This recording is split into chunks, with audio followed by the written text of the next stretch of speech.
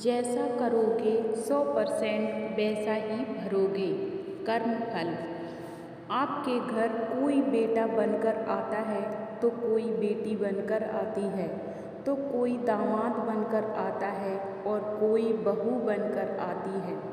आखिर ये कौन आते हैं जिसका तुम्हारे साथ कर्मों का लेना देना होता है, वही लोग आते हैं। लेना देना नहीं होगा तो नहीं आएंगे। एक फौजी था, उसके माँ नहीं, बाप नहीं, शादी नहीं, बच्चे नहीं, भाई नहीं, बहन नहीं, अकेला ही कमा कमा के फौज में जमा करता जा रहा था, क्योंकि वह अकेला था। परिवार में तो कोई था नहीं, इसलिए फौजी के खर्चे भी नहीं होता था। इसलिए फौजी को जो भी पगार मिलती वह फौज में जमा करवा देता था। तो थोड़े दिनों में एक सेठ जी जो फौज में माल सप्लाई करते थे, उनसे फौजी का परिचय हो गया और दोनों में अच्छी दोस्ती हो गई। सेठ जी ने फौजी से कहा, जो तुम्हारे पास पैसा है वो उतने के उतने ही फौज में पड़े हुए हैं, तुम वो पैसा मुझे दे दो, मैं कारोबार में लगा दूंगा, तो पैसे से पैसा बढ़ जाएगा और मेरा कारोबार भी बढ़ जाएगा, इसलिए तुम वो पैसा मुझे दे दो। फौजी ने सेठ जी को पैसे दे दिए। सेठ जी ने वो पैसा कारोबार में लगा दिया। अब उनका कारोबार चमक गया, खूब कमाई होने लगी और कारोबार बढ़ गया। थोड़े ही दिनों में फौज में लड़ाई शुरू हो गई। लड़ाई में फौजी घोड़ी पर चढ़कर लड़ने गया। घोड़ी इतनी खराब थी कि फौजी जितनी जोर जोर से लगाम खींचे उतनी ही तेज रफ्तार से भागे। खींचते खींचते उसके गल पर तक कट गए, लेकिन वो दौड़कर दुश्मनों के गोल में जाकर खड़ी हो गई। दुश्मनों ने फौजी पर वार किया और फौजी वहीं पर मर गया और घोड़ी भी मर गई। अब सेठ जी को मालूम हुआ कि फौजी तो मर गया, तो सेठ जी बहुत खुश हुए, क्योंकि फौजी का कोई वारिस तो है नहीं। अब ये पैसा देना किसको? अब मेरे पास पैसा भी हो गया, कारोबार भी चमक गया, लेने वाला भी नहीं रहा, तो सेठ जी बहुत खुश हुए। अब समय गुजरा और कुछ ही दिनों के बाद सेठ जी के घर लड़का पैदा हो गया।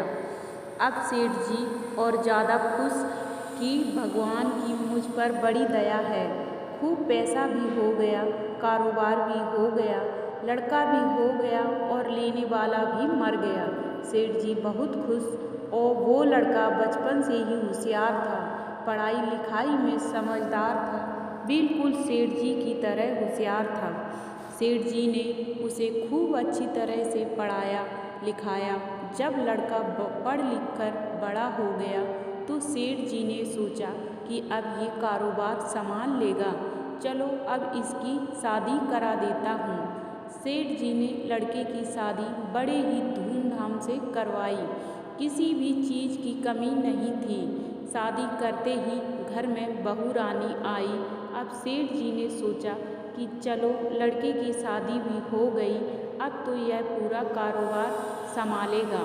लेकिन कुछ ही दिन आराम से बीते कि अचानक लड़के की तबीयत खराब हो गई। अब सेठ जी कभी डॉक्टर के पास, कभी हकीम के पास, तो कभी वैद्य के पास दौड़ रहे थे। डॉक्टर जो दवा दे रहे हैं वो दवा असर नहीं कर रही थी। लड़के की बीमारी धीरे धीरे बढ़ती जा रही थी। सेठ जी का पैसा बर्बाद हो रहा था और बीमारी बढ़ती ही जा रही थी। रोग नहीं कट रहा था, पैसा खूब लग रहा है। अब अंत में डॉक्टरों ने सेठ जी से कह दिया कि तुम्हारे लड़के को लाइलाज मर्ज हो गया, इसको अब असाध्य रोग हो गया, ये लड़का 2-3 दिन में मर जाएगा। डॉक्टरों के जवाब देने पर सेठ जी निराश होकर अपने लड़के को लेकर रोते हुए अपने घर की तरफ आ रहे थे। रास्ते में एक आदमी मिला और उसने कहा, अरे सेठ जी, क्या हुआ? बहुत दुखी लग रहे हो। सेठ जी ने कहा, यह मेरा जवान इकलौता लड़का है। मैंने सोचा कि बुढ़ापे में ये मेरी मदद करेगा। अब इसकी शादी हुए थोड़े ही दिन बीते कि यह बीमार हो गया। मैंने इसके लिए खूब पैसा लगा दिया, पानी की तरह पैसा बहा दिया। जिसने जितना मांगा मैंने उसे उतना ही दिया, लेकिन आज डॉक्टरों ने जवाब दे दिया, अब ये बचेगा नहीं, असाध्य रोग हो गया, लाइलाज मर्ज है। अब इसे घर ले जाओ, ये 2-3 दिन में मर जाएगा। उस आदमी ने कहा, अरे सेठ जी, तुम क्यों दिल छोटा कर रहे हो? मेरे पड़ोस में एक वैद्य जी दवा देते हैं। 2 आने की पुड़िया खाकर मुर्दा भी उठकर खड़ा हो जाता है। जल्दी से तुम वैद्य जी से दवा ले आओ। सेठ जी दौड़ कर गए और 2 आने की दवा की पुड़िया ले आए। पुड़िया लाके लड़के को खिलाई और ज्यों लड़के ने पुड़िया खाई और कुछ ही क्षण में वो लड़का मर गया। लड़का मर गया। अब सेठ जी जोर जोर से रो रहे थे। सेठ जी भी रो रही थी और घर में बहुरानी और पूरा गांव भी रो रहा है। गांव में शोर मच गया कि बहुरानी और सेठ जी की कमर जवानी में टूट गई। सब लोग रो रहे हैं। तब एक महात्मा जी वहाँ पर आए। उन्होंने कहा, भाई क्यों रो रहे हो? क्या हुआ? लोग बोले, इस सेठ का एक ही जवान लड़का था, वो भी मर गया, इसलिए सब लोग रो रहे हैं, सब दुखी हो रहे हैं। महात्मा बोले, सेठ जी आप रोना क्यों? सेठ जी ने कहा, महाराज जिसका जवान बेटा मर गया वो रोएगा नहीं तो क्या करेगा? महात्मा बोले, और उस दिन तो आप बड़े खुश थे। सेठ जी ने कहा, किस दिन? महात्मा बोले, फौजी ने जिस दिन तुम्हें पैसा दिया था उस दिन। सेठ जी, हाँ, कारोबार के लिए पैसा लिया था तो खुशी तो था ही। महात्मा बोले, और उस दिन तो आपकी खुशी का ठिकाना ही नहीं था। सेठ जी ने कहा, किस दिन? महात्मा बोले, अरे सेठ, जिस दिन फौजी मर गया था तो तुमने सोचा कि अब तो पैसा भी नहीं देना पड़ेगा, माल बहुत हो गया, कारोबार खूब चमक गया, अब कुछ देना भी नहीं पड़ेगा। बहुत खुश थे। सेठ जी ने कहा, हाँ महाराज, खुश तो था।